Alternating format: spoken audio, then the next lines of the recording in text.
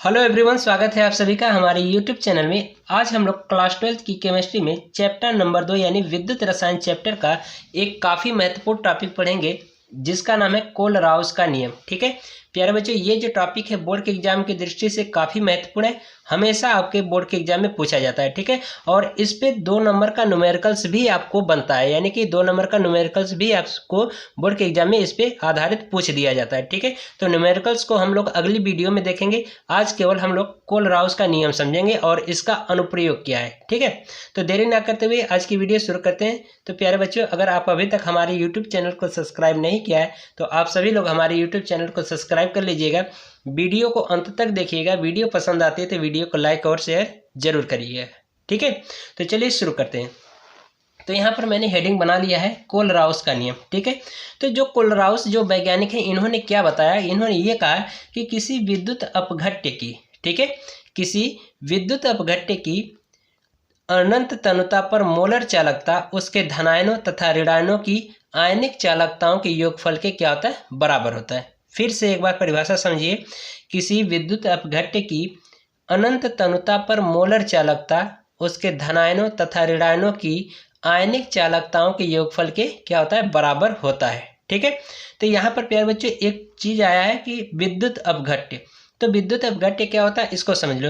तो विद्युत अपघट्य का मतलब होता है कि वह पदार्थ जिसको हम क्या करें, जलीय विलयन में यानी कि जल में डालें तो वह क्या हो, उस जल में घुल करके पूरी तरह आयनित हो जाए, यानी कि अपने धनायनों और ऋणायनों में क्या हो, टूट जाए।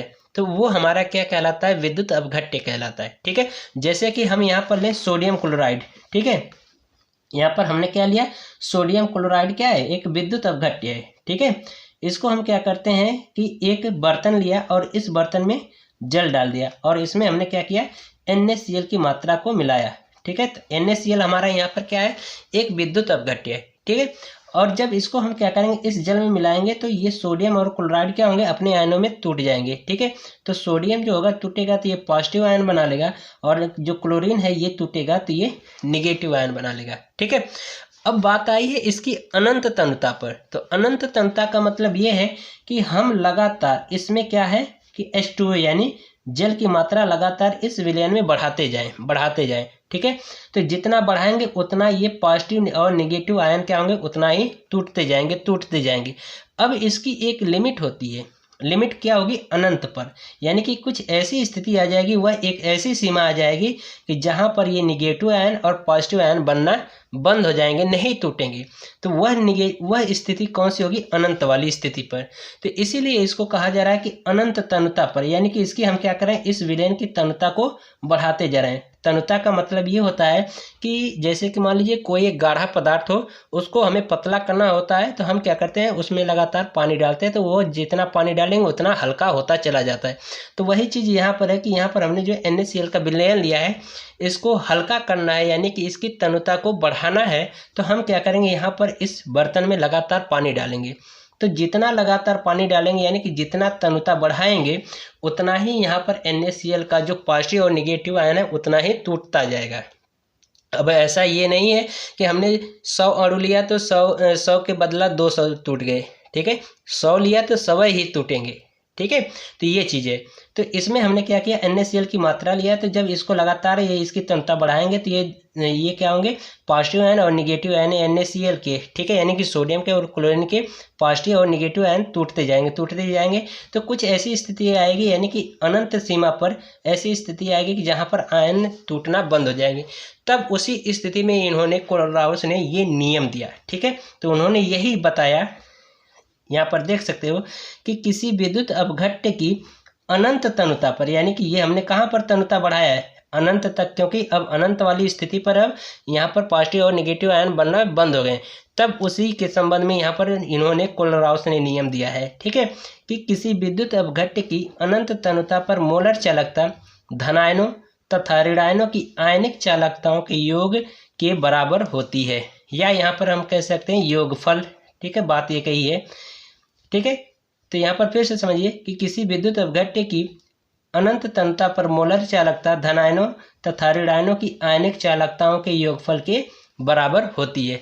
तो इसका सूत्र हो जाएगा यहाँ पर λm इन्फिनिटिव, यानी कि इसका मतलब ये है कि ये m क्या है, मोलर है और ये अनंत तनुता है। ठीक है, तो इसका मतलब ये हो गया कि अनंत तनुता पर मोलर चालकता, ये चालकता को हमने लेमडा से प्रदर्शित किया है। ठीक है, तो ये हो जाएगा अनंत तनुता पर मोलर चालकता बराबर n पॉजिटिव। n पॉजिटिव का मतलब कि कितने धनायन टूटे हैं। ठीक है, यानी कि n पॉजिटिव मोलर चालकता इन्फिनिटिव प्लस लेमडा मोलर चालकता इन्फिनिटिव निगेटिव आयन पर। ठीक है, तो यानी कि निगेटिव आयन पर कितनी मोलर चालकता, कितने निगेटिव आयन टूटे वो। ठीक है, तो ये हमारा एक सूत्र बन जाएगा। ठीक है, तो यही हमारा क्या कहलाता है, कोलराउस का नियम। इसको आप इस तरह से भी लिख सकते हो। ठीक है, कहीं कहीं बुक में ऐसे लिखा होगा। ठीक है, तो ये हो जाएगा लेमडा एम, ये भी हमारा क्या होता है, लेमडा होता है। तो lambda M infinitive equal to N positive ion lambda M infinitive plus यहाँ पर माइनस एन का मतलब निगेटिव आयन की संख्या। ठीक है, एम इन्फिनिटिव, ये हमारा क्या हो जाएगा, सूत्र हो जाएगा। ठीक है, चाहे आप ये से लिखिए चाहे ऐसे लिखिए, दोनों सही है। ठीक है, इतनी बात समझ में आई। अब हम लोग इसका अनुप्रयोग देख लेते हैं। ठीक है, अनुप्रयोग क्या है, यहाँ पर देखिए। तो यहाँ पर मैंने हेडिंग बनाया है कोलराउस के नियम का अनुप्रयोग। पहला अनुप्रयोग ये है कि दुर्बल विद्युत अवघट्टियों की अनंत तनुता पर आणविक चालकता का निर्धारण। ठीक है, तो यहाँ पर क्या होगा, इसको देख लेते हैं। ठीक है, तो यहाँ पर मैंने लिख लिया है कि अनंत तनुता पर दुर्बल विद्युत अवघट्य एसिटिक अम्ल की मोलर चालकता है। ठीक है, अनंत तनुता पर जो दुर्बल विद्युत अवघट्य है कौन, एसिटिक अम्ल, इसकी हमें मोलर चालकता बतानी है। किसके लिए, किसके संबंध में, सोडियम एसीटेट HCl तथा NaCl की तनुता पर मोलर चालकता की सहायता से ज्ञात की जा सकती है। कैसे ज्ञात की जा सकती है, इसको देख लीजिए। हमें किसका बताना है, एसिटिक अम्ल की मोलर चालकता बतानी है। तो एसिटिक अम्ल का आपको सूत्र पता होना चाहिए कि एसिटिक अम्ल का जो सूत्र होता है CH3COOH होता है।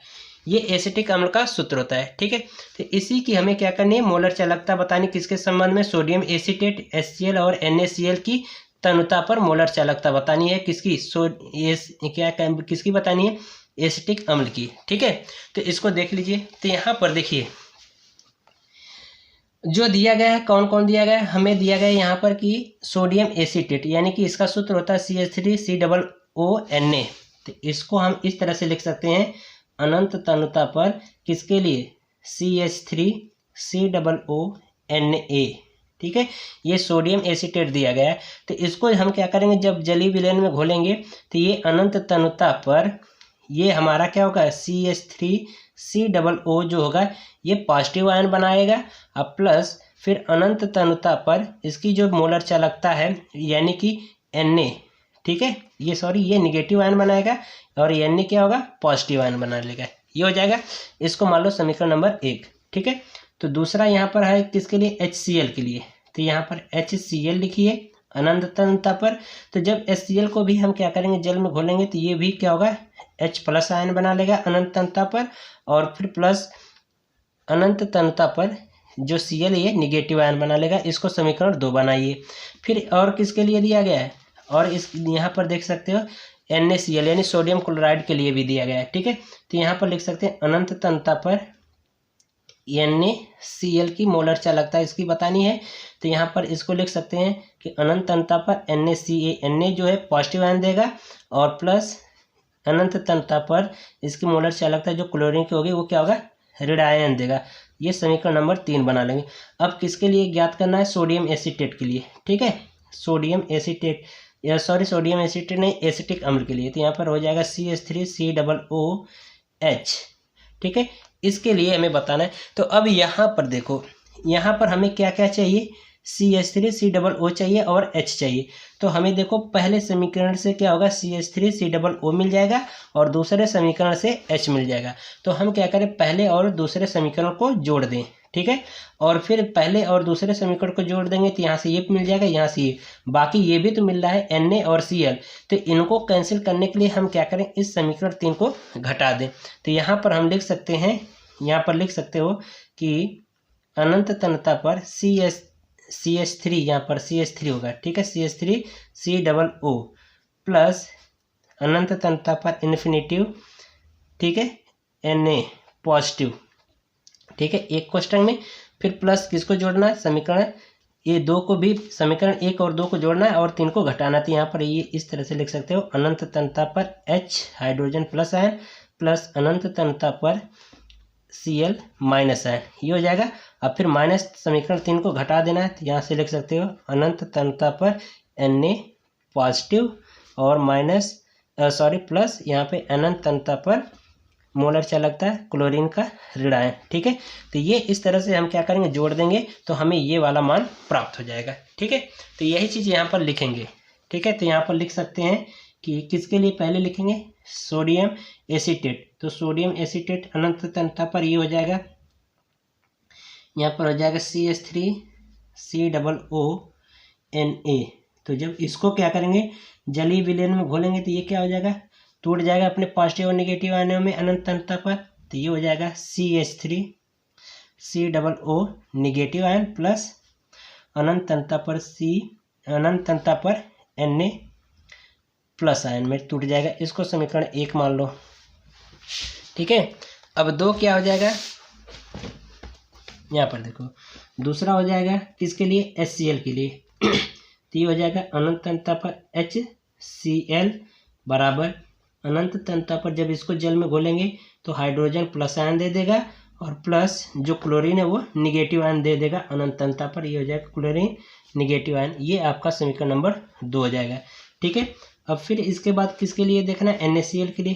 तो ये हो जाएगा अनंत तन्यता पर NaCl की मोलर चालकता, ठीक है। तो इसको जब जल में घोलेंगे तो sodium plus ion chlorine minus ion देगा। तो ये हो जाएगा अनंत तन्यता पर सोडियम प्लस आयन और प्लस क्लोरीन अनंत तन्यता पर क्लोरीन ऋण आयन, ठीक है। ये समीकरण नंबर 3 हो जाएगा। हमें किसके लिए बताना है, हमें बताना है एसिटिक अम्ल के लिए। तो एसिटिक अम्ल की तन्यता हमें बतानी है, तो इसका सूत्र होता है अनंत तन्यता पर एसिटिक अम्ल की CH3COOH, ये सूत्र होता है एसिटिक अम्ल का। तो अब यहाँ पे देखो हमें क्या क्या चाहिए, CH3COO चाहिए और H चाहिए। तो यहाँ से देखो समीकरण 1 से CH3COO मिल जाएगा और समीकरण 2 से देखो H मिल जाएगा, ठीक है। तो इसका मतलब ये पहला समीकरण और दूसरा समीकरण जोड़ देंगे और ये भी बच रहा है, ये भी यहाँ इसके साथ जुड़ेगा। तो इन दोनों को यहाँ से हमें क्या करना है, कैंसिल करना होता है। तो हम क्या करेंगे, समीकरण 3 को घटा देंगे, ठीक है। तो यहाँ पर लिख सकते हो इक्वेशन 1 प्लस इक्वेशन 2 जोड़ देंगे और इक्वेशन 3 जो है इसको क्या करना है, हमें घटा देना है। तो ये यहाँ पर कर दीजिए, तो ये हो जाएगा आपका कितना। तो यहाँ से लिख सकते हैं कि अनंत तन्यता पर CH3COO निगेटिव आयन प्लस अनंत तन्यता पर यहाँ पर सोडियम पॉजिटिव आयन एक कोष्टक में और दूसरे कोष्टक में ये समीकरण 2 को लिख दीजिए। तो यहाँ पर हो जाएगा अनंत तन्यता पर मोलर चालकता हाइड्रोजन प्लस आयन प्लस ये लेमडा इन्फिनिटी Cl ऋण आयन और समीकरण 3 को घटाना है। तो इसको क्या करिए, घटा दीजिए। तो ये हो जाएगा लेमडा इन्फिनिटी Na प्लस ये plus lambda infinity Cl minus, ये हमें क्या हो जाएगा, इसको हल कर देंगे तो ये वाला मान प्राप्त हो जाएगा, ठीक है। तो इसकी सहायता से हम क्या कर सकते हैं, इस यानी कि जो एसिटिक अम्ल की मोलर चालकता हमने ज्ञात कर लिया, ठीक है। अब इसके बाद यहाँ पर एक और छोटा सा फार्मूला है, इसको देख लीजिए। दूसरा जो अनुप्रयोग है, दुर्बल विद्युत अपघट्य के वियोजन की कोटि या मात्रा ज्ञात करना है, ठीक है। किसी भी विलयन की दुर्बल विद्युत अपघट्य के जो विलयन है उसकी हमें वियोजन की कोटि या वियोजन की मात्रा को ज्ञात करने के लिए एक फार्मूला होता है ये, ठीक है। तो यहाँ पर लिखा गया है कि कोलराउस के नियम की सहायता से दुर्बल विद्युत अपघट्य की वियोजन की कोटि सूत्र की सहायता से गणना कर सकते हैं, यानी कि जो ये निम्न सूत्र दिया गया इसकी सहायता से गणना कर सकते हैं। तो यहाँ पर लिखा गया है अल्फा इक्वल टू ये लेमडा एम सी बटे लेमडा इन्फिनिटी एम, ठीक है। जहाँ पर अल्फा क्या है, वियोजन की कोटि या वियोजन की मात्रा है, और जो लेमडा एम और सी लिखा गया है ये सांद्रता सी पर आणविक चालकता है, ठीक है। और यहाँ पर जो लिखा गया है लेमडा इन्फिनिटी एम ये अनंत तन्यता पर आणविक चालकता या मोलर चालकता है, ठीक है। तो इस तरह से आज की वीडियो कंप्लीट होती है। तो प्यारे बच्चों, अगर आपको वीडियो पसंद आई हो तो वीडियो को लाइक कर देना और साथ ही साथ चैनल को सब्सक्राइब करना मत भूलिएगा। मिलते हैं इसी तरह से एक और मज़ेदार वीडियो के साथ, तब तक के लिए good bye, thank you, best of luck.